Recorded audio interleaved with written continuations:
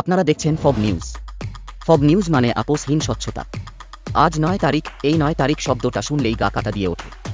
গত বছরের 9 আগস্ট সেই অবিস্মরণীয় দিনটি নিশ্চয় মনে আছে সবার। হ্যাঁ, ঠিকই ধরেছেন। আরজি কর হাসপাতালের এক তরুণী চিকিৎসকের খুন ধর্ষণের ঘটনা রাজ্য জুড়ে তোলপাড় সৃষ্টি করেছিল। তারপর ন্যায় বিচারের জন্য বহু আন্দোলন হয়েছিল রাজ্য তথা দেশ জুড়ে। কিন্তু 6 মাস পেরিয়ে যাওয়ার পর তিলোত্তমার নৃশংস মৃত্যুর সঠিক বিচার আজও থমকে রয়েছে। প্রশাসনের গাফিলতির ফলে জনগণের মধ্যে ক্রমশ ক্ষোভ বৃদ্ধি পাচ্ছে। ঘটনাচক্রে আজ তিলোত্তমার জন্মদিন। দীর্ঘ 6 মাস পরেও তাদের জীবনে শুধুই শোক এবং অনিশ্চিত ভবিষ্যৎ। তিলোত্তমা আজ আর তাদের মাঝে নেই।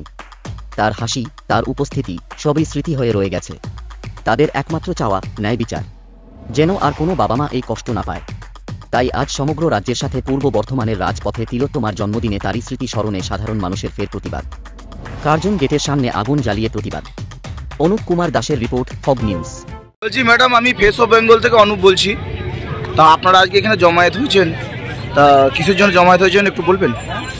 আমরা আরজি করের ঘটনা ঘটেছে, 6 মাস অতিক্রান্ত হয়েছে, এখনো পর্যন্ত আসল দোষীদের শাস্তি হয়নি। ঘটনায় যাদের কথা সামনে এসেছিল তাদেরকে ক্লিন চিট দিয়ে ছেড়ে দেওয়া হয়েছে। আমরা বলতে চাইছি যে এই ঘটনাটা শুধুমাত্র একজনকে শাস্তি দিয়ে বাকিদেরকে ধামাচাপা দিয়ে দিলে চলবে না। প্রত্যেক দোষীকে শাস্তি দিতে হবে। তার খুনের পিছনে, তার ধর্ষণের পিছনে যে সামগ্রিক ঘটনাটা জড়িত, সেই সামগ্রিক ঘটনা সাধারণ মানুষের সামনে আনতে হবে এবং তাকে প্রকৃত বিচার দিতে হবে। আজকে তার জন্মদিনে আজকে আমরা আরও একবার রাস্তায় নেমে শপথ নিয়েছি, তার বিচারের দাবিতে আমাদের লড়াই চলবে। আপনার নামটা? উষসী রায়চৌধুরী।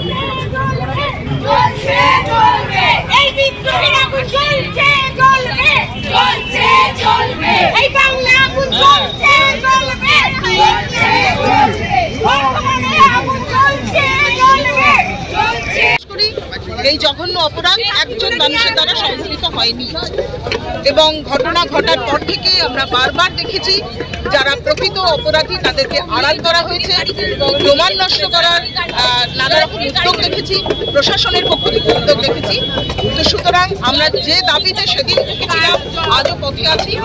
আর সবথেকে যন্ত্রণা যেটা, আজকে আমাদের ওই ঘরের মেয়ে অভয়া তিলোত্তমা বেঁচে থাকতো,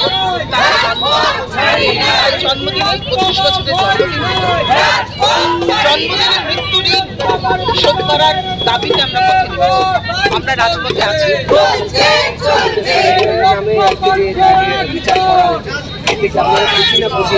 একেবারেই আমরা তো বিশ্বাস করি যে এটা একা সঞ্জয় রায়ের কাজ নয়। সে দোষী হোক, সে হয়তো দোষী, তার শাস্তি হোক, কিন্তু প্রকৃত দোষীদের আড়াল করা হচ্ছে একজনকে সামনে রেখে, এটা আমরা মেনে নিচ্ছি। এটা একজনের কাজ নয়, কারণ আমরা সবাই জানি সব ঘটনাটা চোখের সামনে, সবটাই, অথচ সবটাই প্রশাসন। আমার নাম